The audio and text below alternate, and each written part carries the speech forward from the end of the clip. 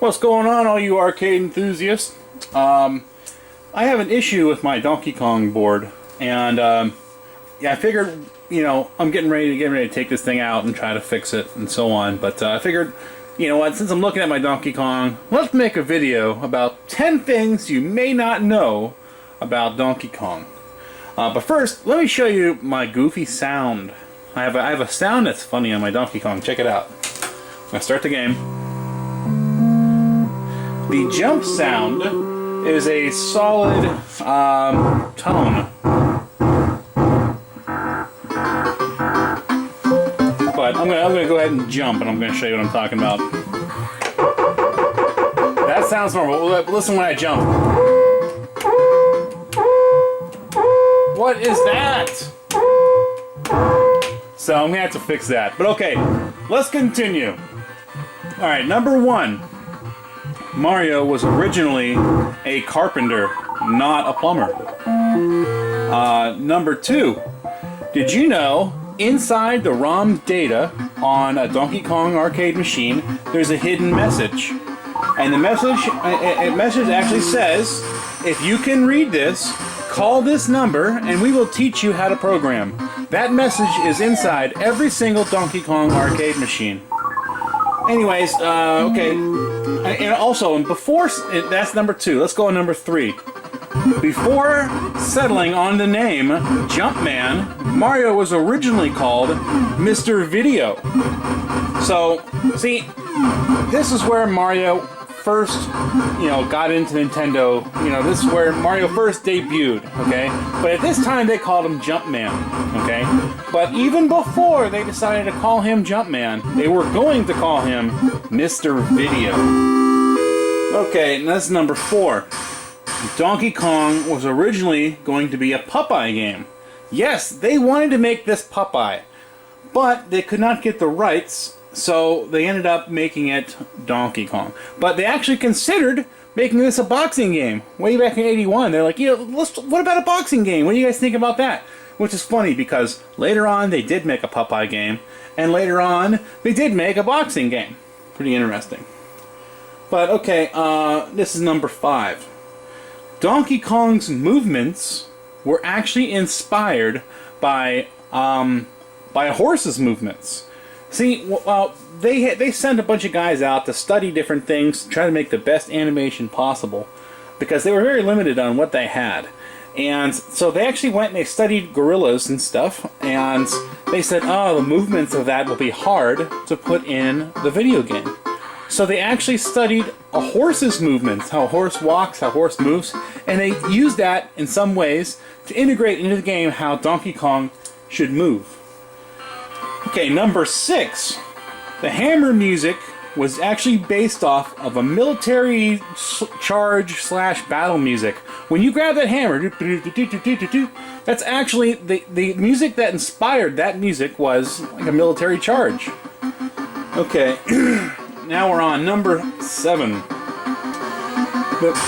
Oh wow, this is interesting. The programmer for Donkey Kong originally did not want Jumpman to jump. He did not want a jump at all. He thought it would be best and more challenging and so on, whatever his reasons were, to not have it jump. But when Donkey Kong first started out, it was basically made to help save all these failing RadarScope cabinets. Nintendo made about 2,000 RadarScopes. I believe it's 2,000 or 4,000. Correct me if I'm wrong.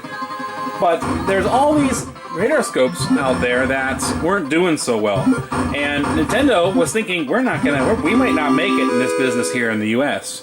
And so they designed Donkey Kong to run in old RadarScope cabinets. But the problem was, RadarScope had a button on the control panel, and so because of the button on the control panel, the original programmer says, you know what? I guess let's make it jump. But afterwards, he was really happy that he made that. He says, that's perfect. He says, what else would you do if a barrel's coming after you? Okay. Number 8. The name of Mario was taken from the landlord of Nintendo of America's building. Now, this is interesting. The guy that owned the building that Nintendo of America was based out of here in the U.S., his name was Mario. And when they were looking for an American name or whatever, he was also an Italian, by the way. They says, well, let's go with this guy's name. And here's something else that's interesting. One of the people that worked at Nintendo of America, his wife was named Pauline, and so they used that name as the princess, or before the princess, it was Pauline. Before Princess Peach, this lady right here was called Lady or Pauline. But okay, oh, here's another one.